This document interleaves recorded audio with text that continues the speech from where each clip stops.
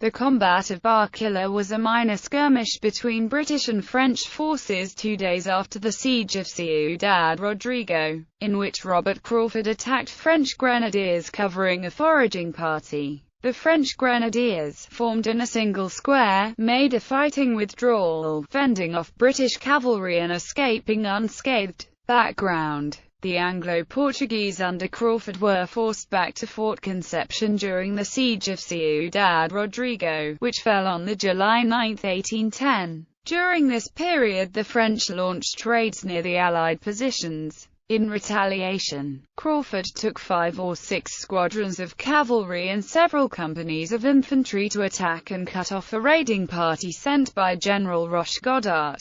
These squadrons of cavalry included the 1st Hussars from the King's German Legion, and the 16th and 14th Light Dragoons. 2 days after Ciudad Rodrigo fell, at 4 o'clock on the morning of the 11th of July, the British came into contact with a small body of troops near the village of Barquilla. The badly outnumbered French force, under the command of Captain Pierre Guiche, was covering a foraging party in a cornfield. It consisted of 2 companies of grenadiers of the 22nd Regiment of Junot Corps supported by around 30 cavalry. Battle. Crawford brought up 3 squadrons of cavalry to attack the French infantry, formed in a single square in a cornfield. The first attack was made by the Hussars of the KGL. As the horsemen closed in, the French grenadiers stood up and opened fire. However, the Hussars then proceeded past the infantry square and charged the French cavalry. Upon seeing how large the British force was, the cavalry surrendered.